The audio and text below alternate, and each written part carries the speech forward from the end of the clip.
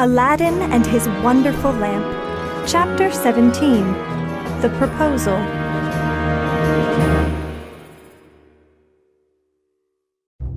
Aladdin's mother was frozen with fear, so the Grand Vizier walked over to her.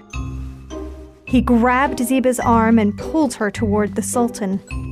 "Come along, woman," he said impatiently. Zeba stumbled toward the Sultan and fell to her knees before him. "Oh, Sultan," she cried, "may you rule for many years with joy and happiness." "Stand up, good woman," said the Sultan. "I see you every day, but you do not speak. Now, tell me what you want." "Oh, Sultan," she begged, "I cannot speak until you promise me one thing. You must promise you will not put me or my son to death." The Sultan was amazed at these words and looked at his advisor. The Grand Vizier shrugged his shoulders. "All right, good woman, I promise not to kill you," said the Sultan. "Or my son," said Zeba. "Or your son?" laughed the Sultan. "Now, please speak." So Zeba told the story of how Aladdin hid behind a door to see Princess Baydra. "He disobeyed my order?" The Sultan frowned. Zeba took a deep breath. "Yes, he did," she said sadly. "My son saw her face. He thinks she's the most beautiful girl ever born." The Sultan frowned again. "Now he says he will die if he cannot marry your daughter," Zeba said breathlessly. The Sultan stared fiercely at Zeba. The entire hall waited for the Sultan to say or do something. "Ha ha!" laughed the Sultan suddenly. "You have a crazy son, woman." Everyone in the hall laughed with the Sultan, and Zeba was relieved.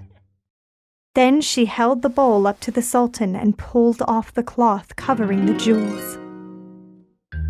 "A gift for you from my son Aladdin," she shouted, and the crowd gasped at the sight of the brilliant stones.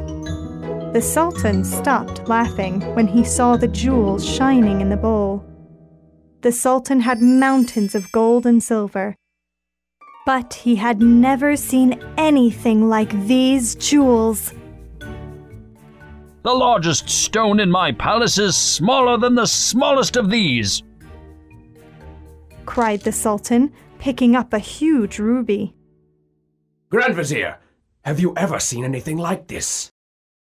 "No, my lord, never," answered the advisor, looking very unhappy. "The one who has sent me this gift should become my daughter's husband," said the Sultan. "Don't you agree, Grand Vizier?" "But, my lord," gasped the advisor. "have you forgotten? You already promised the princess to my son." The Sultan looked down at the floor. "What you say is true, my friend, but this gift changes everything. My daughter must marry the richest man in the kingdom." "Sultan," said the Grand Vizier. "please do not be hasty. You know nothing of this man, Aladdin." The Sultan ignored his advisor's pleas and turned to Zeba. "Go and tell your son that my daughter shall marry him. But I need 3 months to prepare for a grand wedding. Tell him he must have patience."